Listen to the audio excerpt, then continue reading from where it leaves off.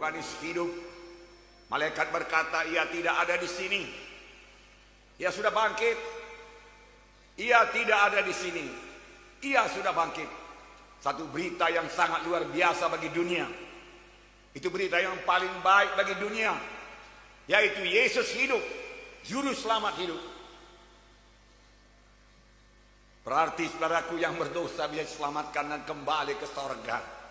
Itulah berita yang terbaik. Diberikan sorga bagi dunia ini. Juru selamat manusia yang mati di kayu salib dan dikuburkan, bangkit daripada kuburan. Saudaraku, memang kita mendengar bagaimana Tuhan harus membangkitkan orang mati. Selama dia di dunia ini, dia bangkitkan Lazarus. Dia berkata, hai Lazarus, keluar. Lazarus keluar, sudah mati. Kemudian dia hidupkan pemuda Nain, dia sentuh, dan pemuda Nain hidup. Saudaraku, memang dia menghidupkan orang yang mati, tetapi pada hari Paskah dia menghidupkan dirinya sendiri. Dia membangkitkan dirinya sendiri. Yesus bangkit daripada kematian, mengalahkan maut. Kemudian Paulus berkata, hai maut, di mana sengatmu? Memang saudaraku, kita akan mewarisi hidup yang kekal, saudara. Karena Yesus Juru Selamat kita itu hidup, dan dia satu-satunya jalan ke sorga. Amin. Dan tidak ada jalan yang lain ke sorga. Tuhan berkata, akulah jalan dan kebenaran dan hidup. Seorang pun tidak sampai ke sorga kalau tidak melalui aku. Yesus telah jalan, dan jalan itu telah tersedia. Jalan telah terbuka. Tirai bait Allah terbelah dua dari atas ke bawah. Tirai yang memisahkan ruang suci dan maha suci terbelah dua. Saudaraku, bebas masuk ruang maha suci. Sekarang ini pun kita bebas bersekutu dengan Tuhan, saudaraku. Dengan bersalut dengan darah Yesus kita datang ke hadirat Tuhan. Tuhan tidak akan menolak kita. Yesus datang, itulah jalan satu-satunya ke sorga, saudaraku. Miliki dia pada malam ini. Pastikan Tuhan di dalam hati saudara. Inilah makna Paskah. Bagi saudara yang sudah memiliki Yesus, saudaraku, Paskah, saudaraku, kebangkitan Yesus, saudaraku, berarti saudara memulai satu hidup yang baru. Hidup yang menang terhadap dosa, menang terhadap penyakit, menang terhadap kelemahan, menang terhadap manusia lama, menang terhadap kehendak daging, menang terhadap kesombongan. Saudara hidup kudus, hidup benar di hadapan Tuhan. Amin. Haleluya. Puji Tuhan, saudaraku. Malam ini biar terjadi penerobosan yang besar di tengah-tengah kita. Hidup saudara mengalami terobosan karena saudara berjumpa dengan Yesus, dan Yesus yang hidup akan mengubahkan hidup saudara. Yesus ada di sini. Yesus ada di sini. Amin. Tuhan Yesus berkata, di mana 2-3 orang berhimpun dalam namaku, aku ada tengah-tengah mereka itu. Dia tidak berubah. Dia maha kuasa, dan dia mengasihi saudara dengan kasih yang kekal.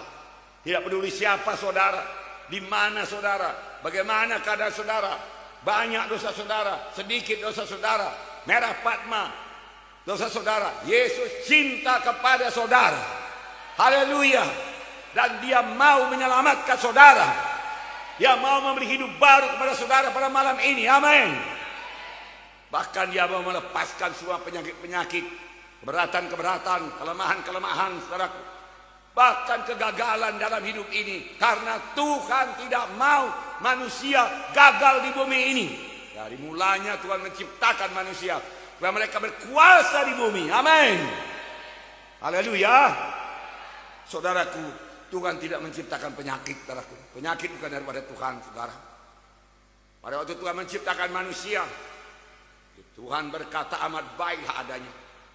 Dosa telah masuk ke dunia ini karena Adam dan Hawa. Dan dosa menjalar kepada seluruh manusia. Saudaraku, dan firman Tuhan berkata, mulai daripada saat itu, penyakit kelemahan mulai menguasai manusia. Saudaraku, Tuhan tidak merencanakan manusia untuk sakit. Sebab di Taman Eden tidak ada satu pohon pun yang disediakan untuk obat. Tidak ada dikatakan inilah obat penyakit ini obat penyakit ini. Kalau kau sakit ini, makan buah pohon ini, makan daun pohon ini. Tidak ada. Semuanya untuk dimakan, untuk makanan, bukan untuk obat. Karena Tuhan tidak merencanakan manusia ini sakit, tapi setan memberikan penyakit. Selama Tuhan di bumi ini, saudaraku, saudara, sebagian besar pelayanannya adalah menyembuhkan penyakit, mengusir setan, sambil dia mengajar tentang kerajaan Allah. Tapi sebagian besar menyembuhkan penyakit. Kemana-mana dia pergi menyembuhkan penyakit, mengampuni dosa. Saudaraku, itulah prioritas pelayanan Tuhan Yesus.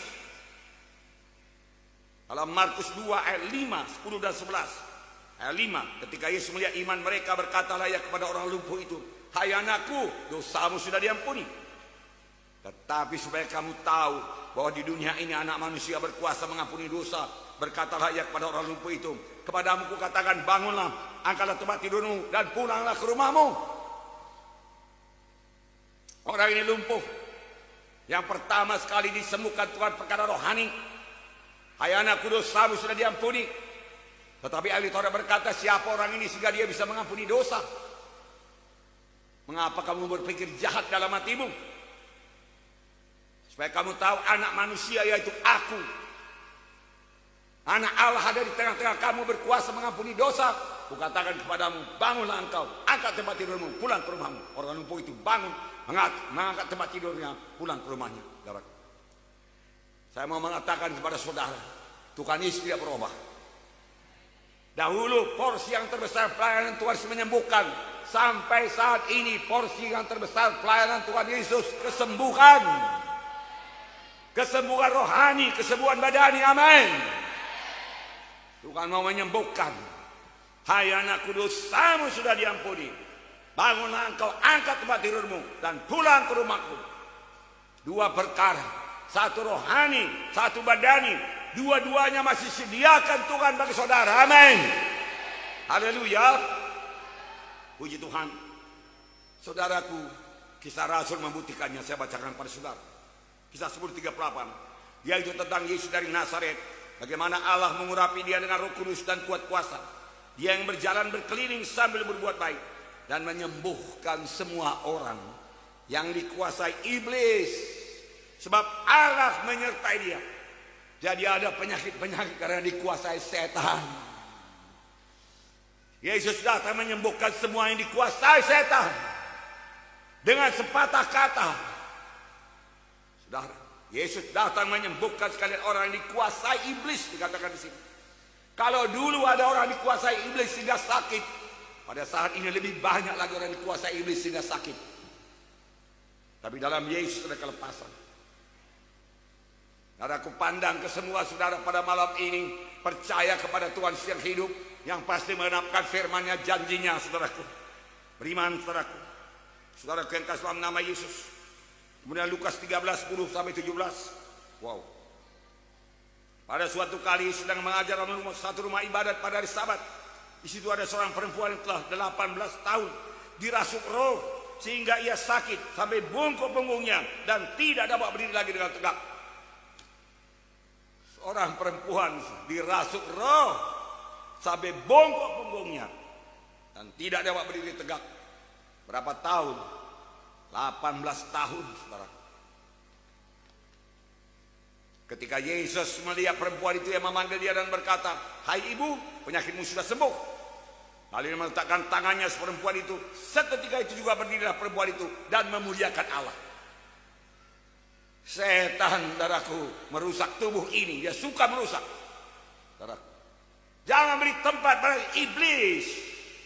Firman Tuhan berkata, tutup pintu kepada setan. Setan datang melalui dosa, saudaraku, melalui kekerasan hati kita, kebandelan hati kita yang tidak mau mengampuni, yang tidak mau mengalah, yang mau bertengkar, yang mau berkelahi. Jalan setan masuk. Dan kalau setan masuk, dia datang untuk mencuri, membunuh, membinasakan. Tidak ada setan iblis yang baik, semua jahat. Semua penduduk neraka itu, saudaraku. Saudaraku, Yesus meletakkan tangannya, lalu punggungnya tegak. Dan ahli-ahli Taurat, pemimpin agama marah. Sebab Yesus menyembuhkan pada hari Sabat. Mengapa menyembuhkan pada hari Sabat? Ada 6 hari itu menyembuhkan. Datanglah pada 6 hari itu untuk disembuhkan. Seolah-olah ahli Taurat ini, pemimpin agama ini, selama 6 hari memang menyembuhkan orang. Nyatanya selama 6 hari satu pun tidak dia sembuhkan. Tetapi ketika Yesus menyembuhkan pada hari Sabat, dia marah. Dan Tuhan berkata, kenapa engkau marah? Ini anak Abraham, anakku. Dia sudah 18 tahun dirasuk setan. Aku datang membebaskan dia. Tuhan Yesus berkata, kan sudah pantasnya lah dia dilepaskan pada hari Sabat. 18 tahun dia sudah dirasuk oleh setan, bungkuk punggungnya. Pemimpin agama alias terus merasa malu atas jawaban Tuhan Yesus. Saudaraku, penyakit juga datang karena kutuk dosa. Kutuk dosa. Saudaraku, Ulangan 28 berkata, segala kutuk ini datang kepadamu, akan melekatkan penyakit sampar kepadamu sampai dihabiskannya engkau dari tanah kemana engkau pergi untuk dimakduki. Tuhan akan menghajar engkau dengan batu kering, demam, kepialu, sakit radang, kekeringan, hama, penyakit gandum. Semuanya itu akan memburu engkau sampai engkau midasa.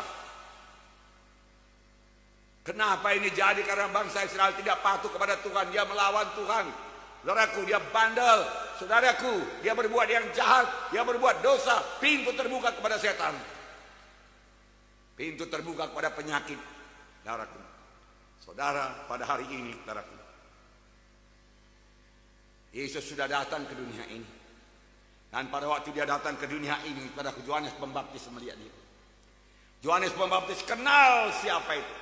Itulah dia anak domba Paskah, anak domba Allah yang mengangkat dosa dunia ini.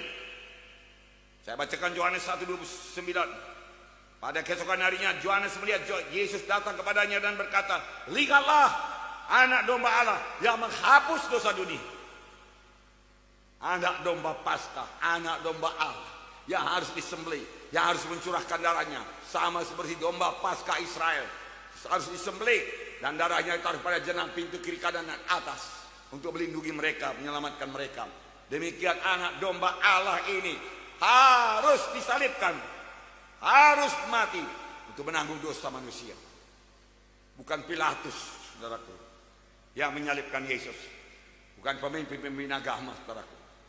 Saudaraku, Pilatus berkata, engkau juga seorang raja. Ya, seperti katamu itu. Tapi kerajaanku bukan dari dunia ini, kerajaanku dari sorga. Kalau kerajaanku dari dunia ini, tentaraku sudah berperang melawan engkau. Aku adalah raja kerajaan sorga. Engkau adalah seorang raja, ya. Untuk itulah aku datang, untuk itulah aku lahir. Aku seorang raja. Memang Yesus seorang raja yang sangat mengasihi dunia ini. Dunia ini terhilang oleh dosa. Dan dia menebusnya dengan darahnya sendiri. Dia memberikan darah yang tercurah. Mulai dari Getsemani, mulai daripada cambukan dan Romawi, saudara. Saudara yang kasih dalam nama Yesus untuk menebus manusia, saudara. Saudara yang kasih dalam nama Yesus. Paskah menggambarkan dosa kita telah diangkat oleh Tuhan Yesus. Kutuk dosa sudah diangkat oleh Tuhan Yesus di kayu salib. Kutuk dosa kemiskinan dipakukan di kayu salib. Berarti kemiskinan bukan milik saudara lagi. Terima Yesus, maka kemiskinan tidak ada pada saudara, tapi ada pada Yesus. Amin. Kelemahan-kelemahan saudara, saudaraku dipakukan bersama-sama dengan Yesus, sehingga kelemahan tidak ada pada saudara. Yang ada pada saudara kekuatan baru daripada Tuhan. Amin. Haleluya.